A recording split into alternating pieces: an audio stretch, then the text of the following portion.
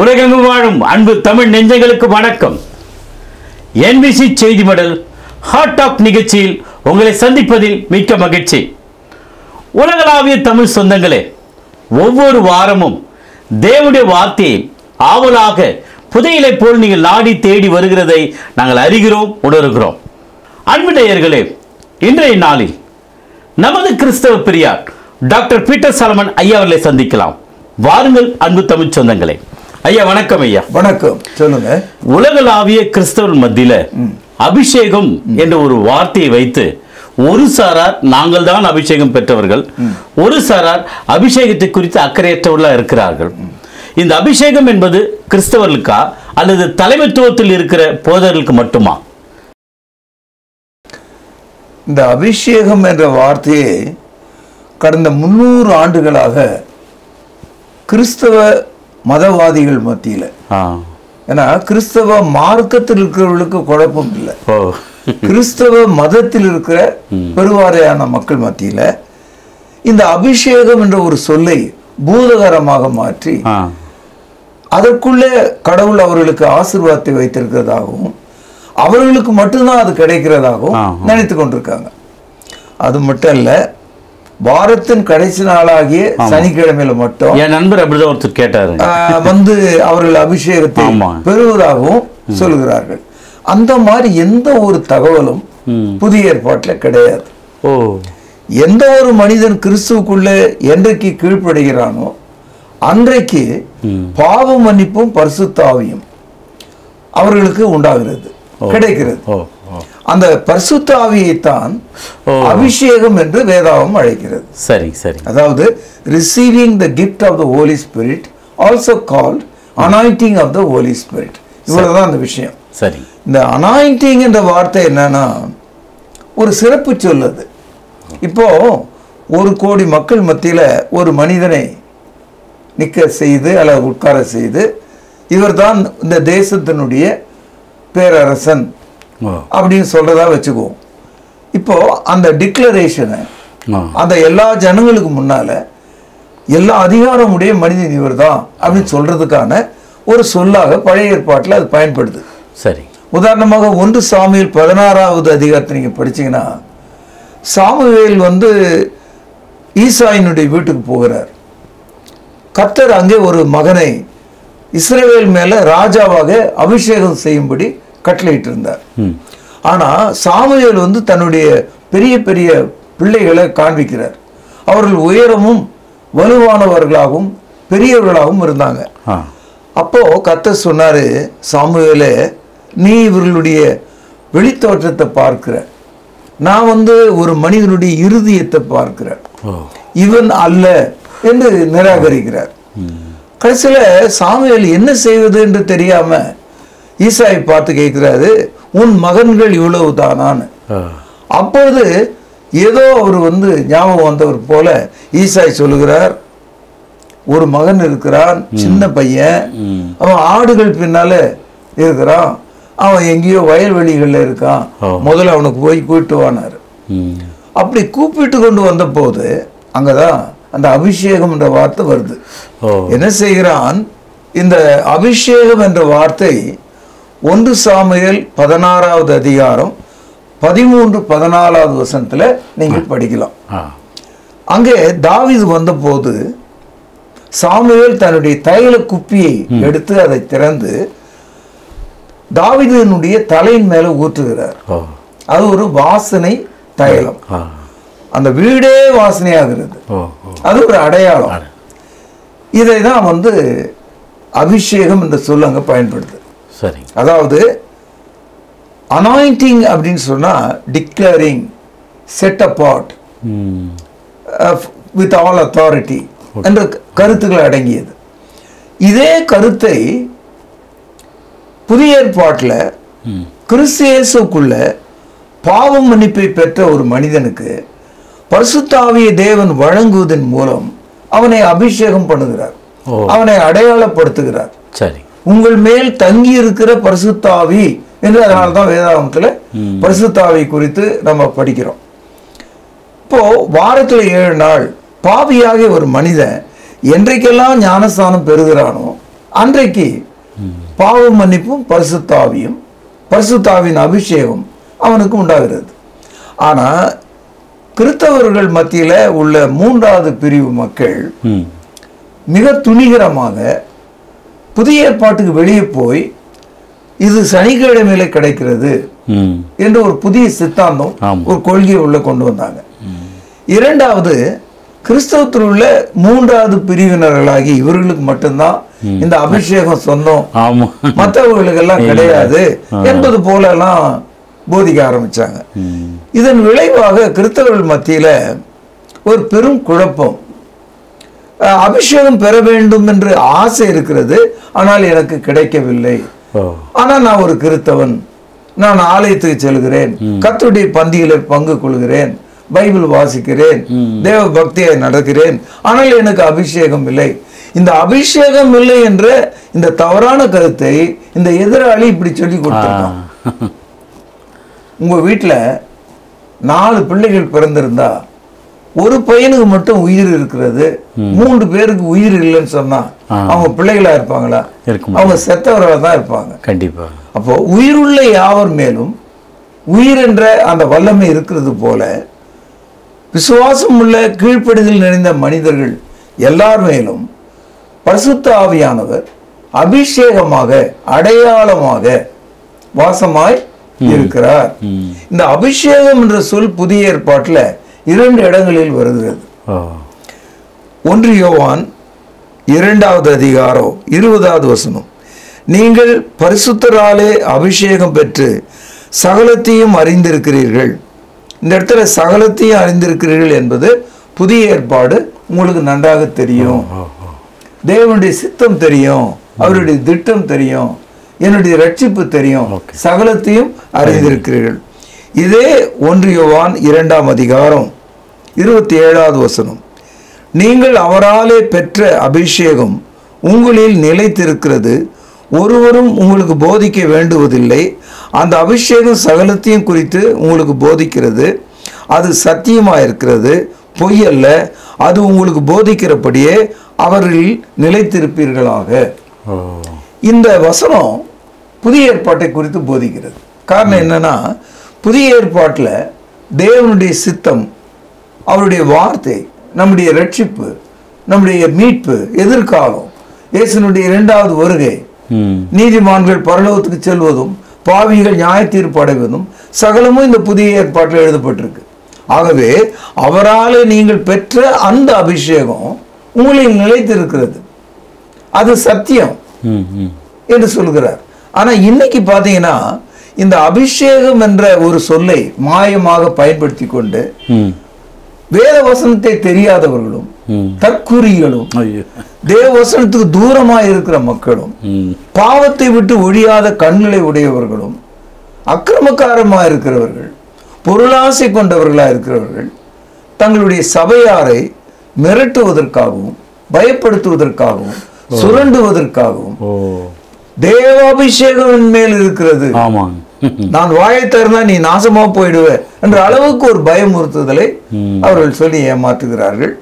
கிறிஸ்துவுக்குள் புதிதாய் பிறந்த தேவ பிள்ளைகள் எல்லாருக்கும் பரிசுத்த ஆவி இருக்கிறது என்று நீங்கள் நம்புவீர்களானால், பரிசுத்த ஆவி உங்கள் மேல் இருக்கிறார் என்ற அந்த நம்பிக்கை தான் உங்கள் மீது இருக்கிற அபிஷேகமாக இருக்கிறது. இதை மாற்றி மாற்றி குழப்பிக் கொள்வதற்கு எந்த வாய்ப்பும் இல்லை.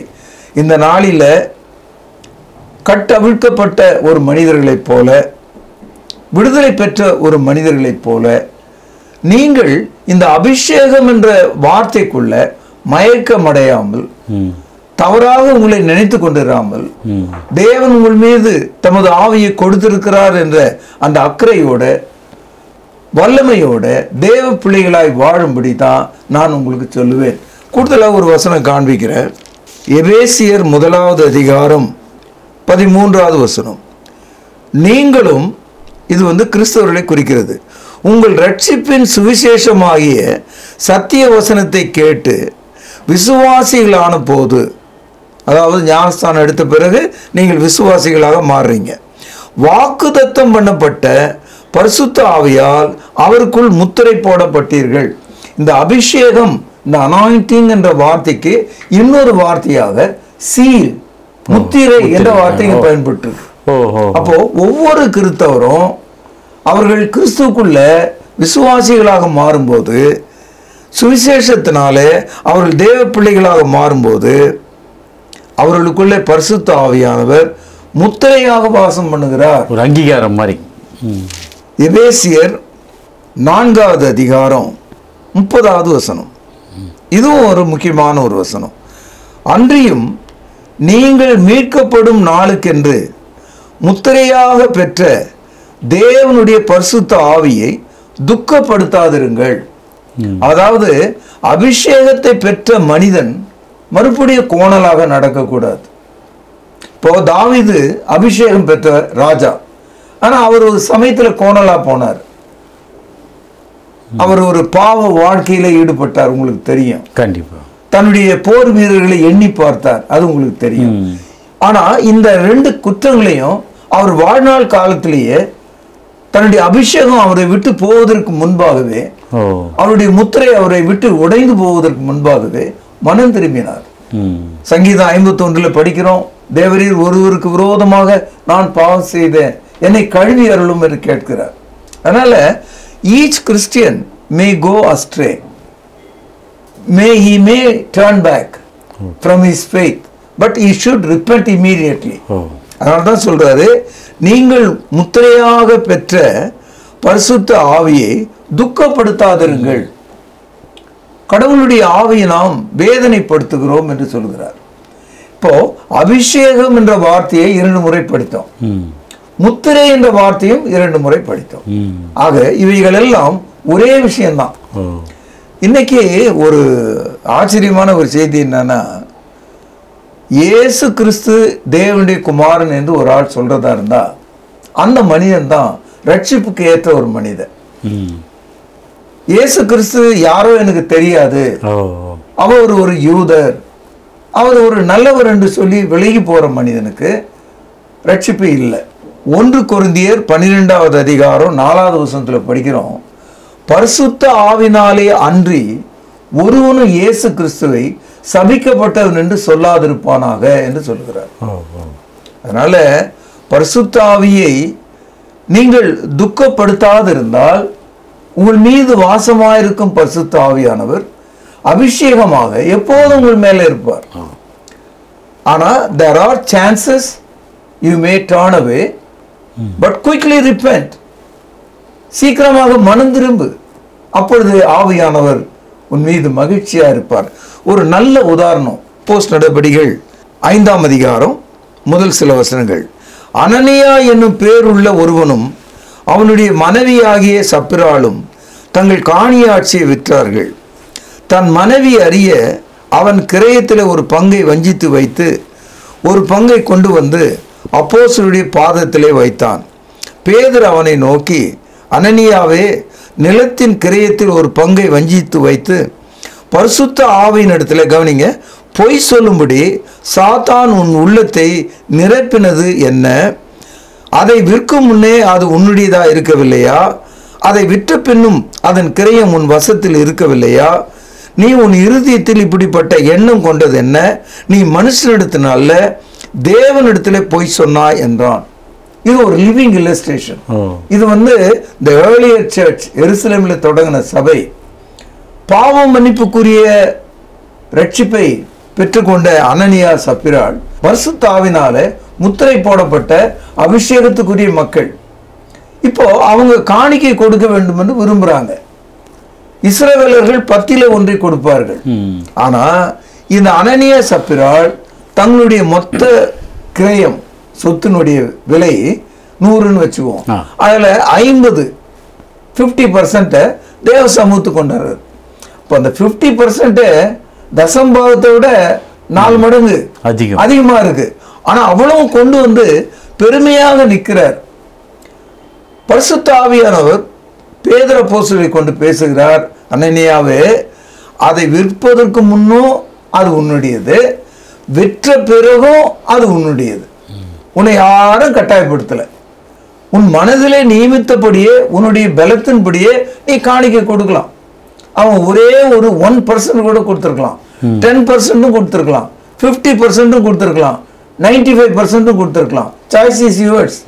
ஆனா இவன் என்ன செய்யறான், 50% 50% சரிபாதியா வீட்டில் வச்சுக்கிட்டு மீதி 50 பாகத்தை கொண்டு வந்து ஏதோ எல்லாவற்றையுமே கொடுப்பது போல அவன் விசுவாச துரோகத்தை செய்தான்.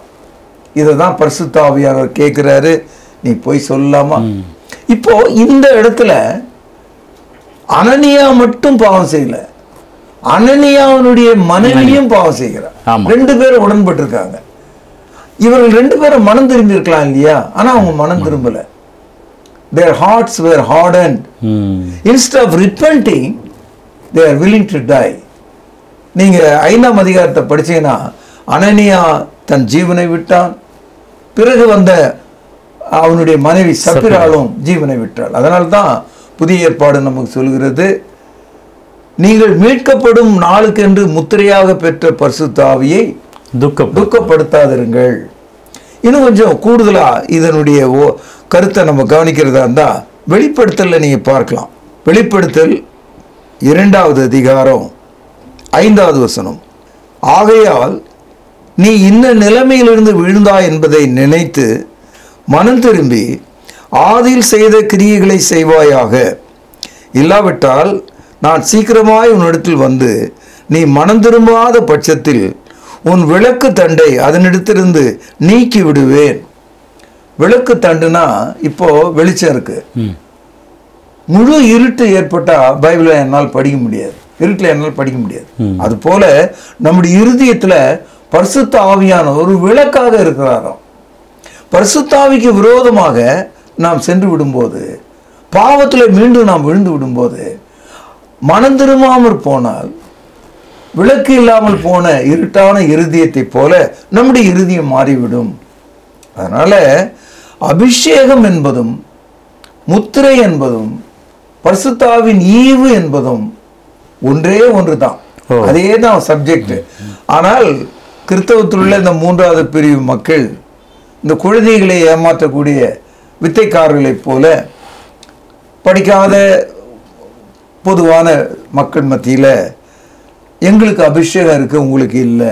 ஆமாம், என் கையை உன் தலையில் வச்சாதான் உனக்கு அபிஷேகம் கிடைக்கும், கை வழியாக அபிஷேகம் கிடைக்கணும் புதிய ஏற்பாட்டில் எங்கேயும் நான் படிக்கலைங்க.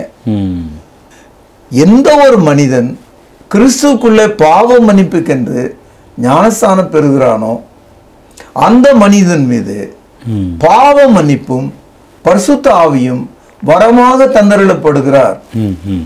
Forgiveness of sin, gift of the Holy Spirit, it is given to each one of them.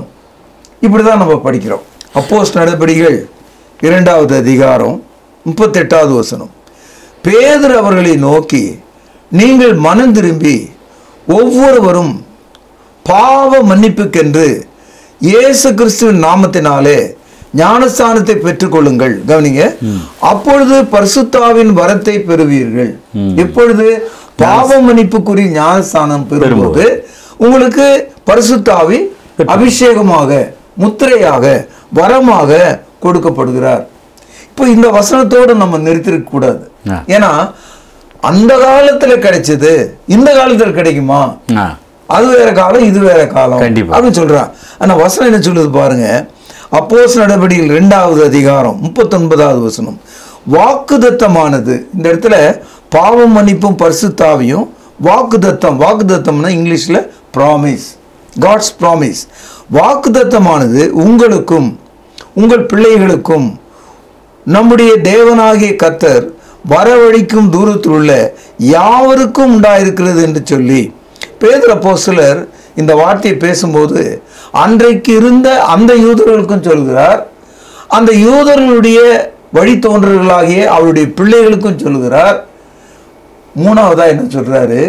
பூமியில தேவன் எங்கு இருந்தாலும் வரவழைக்கிறாரு, உங்களை போல என்னை போல அனைவருக்கும் உண்டாயிருக்கிறது என்று சொல்லுகிறார். அப்போ the gift of the Holy Spirit or the anointing of the Holy Spirit or the sealing of the Holy Spirit, it is promised to the Jews, their children and all those people far off in the world. எல்லாருக்கும் இது வழங்கப்படுது. அப்போஸ்தலர் நடபடிகள் 5வது அதிகாரம் 32வது வசனம் பாருங்கள். இந்த சங்கதிகளை குறித்து நாங்கள் அவருக்கு சாட்சிகளாக இருக்கிறோம். தேவன் தமக்கு கீழ்ப்படுகிறவர்களுக்கு தந்தருளின பரிசுத்த ஆவி சாட்சி என்றார்கள்.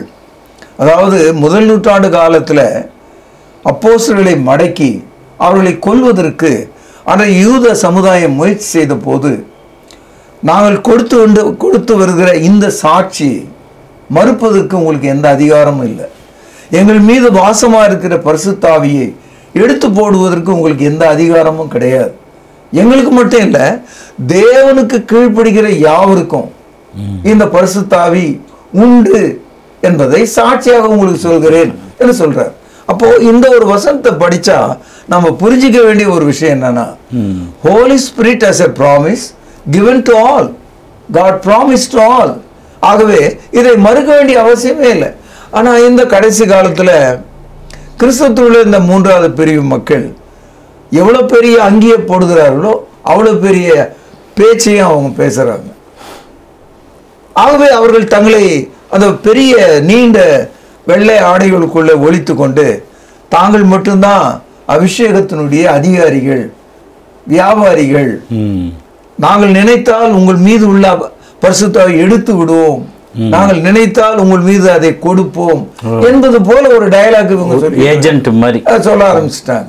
ஆனா நான் சொல்கிறேன், வசனத்தின்படி உங்களுக்கு சொல்றேன், உலகத்தில் உள்ள அனைத்து மக்களும் பாவ மன்னிப்புக்கென்று கீழ்ப்படியும் போது உங்களுக்கு பாவம் மன்னிப்பும் பரிசுத்த ஆவியும் வாக்குத்தத்தமாக கொடுக்கப்படுகிறது என்பது தான் இந்த பைபிளினுடைய உபதேசம்.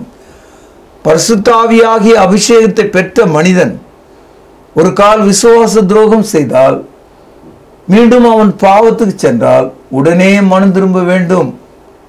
நீங்கள் மனம் திரும்பாவிட்டால் பரிசுத்த ஆவியை துக்கப்படுத்துகிறீர்கள் என்ற ஒரு கருத்தை நம்ம படித்தோம். அந்த பரிசுத்த ஆவி அதிக துக்கத்துக்குள்ள நீங்கள் போகும்போது அவர் உங்களை விட்டு போயிடுவார். கண்டிப்பா the Holy Spirit will leave you. அது ஒரு உதாரணம் சொல்றேன். 1 சாமுவேல் 16ஆம் அதிகாரம் 14வது வசனம், பழைய ஏற்பாட்டில் 361வது பக்கம். தயவுசெய்து இந்த வசனத்தை நீங்க சுழியிட்டு படிச்சுங்க. அதாவது இங்க இந்த ஸ்டோரி என்னன்னா, தாவீது ராஜாவுக்கு தேவன் அபிஷேகத்தை கொடுக்கிறார். அதை செய்தவர் சாமுவேல் தீர்க்கதரிசி. வெளிரங்கமான அடையாளமாக தன்னுடைய அபிஷேக தைலத்தை எடுத்து அவர் தலையின் மேல ஊற்றி இஸ்ரவேல் மேல ராஜாவாக அபிஷேகம் பண்ணார். இவர் பண்ண உடனேயே இந்த தாவீது அபிஷேகம் பண்ணப்பட்ட அதே நேரத்தில் ஏற்கனவே ஒரு மனுஷன் இஸ்ரவேல் மேல ராஜாவா இருந்தார். அவருடைய பேர் சவுல். சவுல் தான் இஸ்ரவேலினுடைய முதல் ராஜா. ஆனால் இந்த சவுல் பின்மாற்றம் அடைந்து அவன் மீது வைக்கப்பட்ட அந்த அபிஷேகத்தை அவன் இழந்துட்டான். அதனால இங்க இவனை ராஜாவாக அபிஷேகம் பண்ண உடனேயே அரண்மனையில சிங்காசனத்தின் மேல் உட்கார்ந்து கர்வமா இருந்த சவுல் மீது இருந்த ஆவியானவர் அவனை விட்டு போய்விட்டார் என்று வசனம் காண்பிக்கிறது. பாருங்கள், 1 சாமுவேல் 16வது அதிகாரம் 14வது வசனம். கர்த்தருடைய ஆவி சவுலை விட்டு நீக்கினார். கர்த்தரால் வரப்பட்ட ஒரு பொல்லாத ஆவி அவனை கலங்க பண்ணி கொண்டிருந்தது. The moment David was anointed, the same second the Holy Spirit was left from Saul the king. ராஜாவாகி தாவீது மீது பரிசுத்த ஆவியானவர் அபிஷேகம் பண்ணப்பட்ட அந்த செகண்டோட அதே நேரத்தில் எருசலேம் சிம்மாசனத்தில் உட்கார்ந்த அந்த சவுல் மீது இருந்த ஆவி அவனை விட்டு நீங்கியது. அதனால இதெல்லாம் படிக்கிற மக்கள் அபிஷேகத்தை குறித்து ஜாக்கிரதையா இருக்க வேண்டும். மனம் திரும்புதலை குறித்து கவனம் உள்ளவர்களாக இருக்க வேண்டும். உள்ளான மனுஷனில் பரிசுத்த ஆவியினால் நிறைந்தவர்களாக இருக்க வேண்டும். பரிசுத்த ஆவியை துக்கப்படுத்தாமல் வாழ வேண்டும். இதனால்தான் தேவன் நமக்கு பரிசுத்த ஆவியை அபிஷேகமாக கொடுத்திருக்கிறார். இப்போ பாருங்க, என்கிட்ட ஒருத்தர் வந்தார். அவர் கூட 2-3 பசங்களும் கூட்டிகிட்டு வந்தார். நான் கேட்டேன், இவங்கெல்லாம் யாருன்னு. ஒரு பையனை மட்டும் வலது கையில் பிடிச்சிக்கிட்டு இது என் பையன், இங்கிலீஷில் எப்படி சொல்லுவார், திஸ் இஸ் மை சன் அப்படின்றாரு. இவங்கெல்லாம் யாரு? இவங்க பக்கத்து வீட்டு பசங்க. இந்த இடத்துல சன்னுன்ற வார்த்தை அவர் யூஸ் பண்ணலாம் உங்களுக்கு, பசங்கன்றாரு. ஏன் அப்படி சொல்றாரு? அவர் என்ன சொல்றாருன்னா, இந்த 3 பேரும் எனக்கு விருப்பமானவங்க தான், இந்த 3 பேரும் என்னுடைய மகனுடைய தோழர்கள் தான். ஆனால் இவன் மட்டும் எனக்குன்னு பிறந்தவன், இவன் பக்கத்து வீட்டுக்காரன். அது மாதிரிதான் பரிசுத்தாவின் அபிஷேகத்தை பெற்றவர்களும் பெறாதவர்களும் இந்த உலகத்தில் இருந்தா தேவனுக்கு தெரியும் தேவனால் பிறந்தவன் யார், பரிசுத்தாவின் அபிஷேகத்தை பெற்றவன் யார் என்று தேவனுக்கு தெரியும். கண்டிப்பா இந்த பரிசுத்தாவி தேவன் தந்ததே நாம் அவருடைய குமாரர்களாய் இருக்கிறோம் என்பதை அடையாளப்படுத்துவதற்காகத்தான். ரோமருக்கு எழுதிய நிருபம் 8வது அதிகாரம் 14வது வசனம், புதிய ஏற்பாட்டில் 214வது பக்கம். மேலும் எவர்கள் தேவனுடைய ஆவினாலே நடத்தப்படுகிறார்களோ அவர்கள் தேவனுடைய புத்திரர்களாய் இருக்கிறார்கள். அந்தபடி திரும்பவும் பயப்படுகிறதுக்கு நீங்கள் அடிமைத்தனத்தின் ஆவியை பெறாமல் அப்பா பிதாவே என்று கூப்பிடப்படுகிற புத்திர சுவீகாரத்தின் ஆவியை பெற்றீர்கள். நாம் தேவனுடைய பிள்ளைகளாய் இருக்கிறோம் என்று ஆவியானவர் தாமே நம்முடைய ஆவியுடனே சாட்சி கொடுக்கிறார். நாம் பிள்ளைகளானால் சுதந்திரமாமே, தேவனுடைய சுதந்திரம் கிறிஸ்துக்கு உடன் சுதந்திரமாமே. கிறிஸ்துவுடனே நாம் மகிமைப்படும்படிக்கு அவரோடு கூட பாடுபட்டால் அப்படியாகும். இந்த 4 வசனமும் என்ன சொல்லுதுன்னா, பரிசுத்த ஆவியின் அபிஷேகம் நம் மீது இருக்கும்போது நாம் தேவனுடைய பிள்ளைகளாக இருக்கிறோம். தேவனை அப்பா பிதாவே என்று கூப்பிடும் உரிமையை பெற்றிருக்கிறோம். இயேசு கிறிஸ்துவுக்கு தேவன் வழங்கிய ஆசீர்வாதங்களை நாமும் அனுபவிக்கிறவர்களாக இருக்கிறோம்.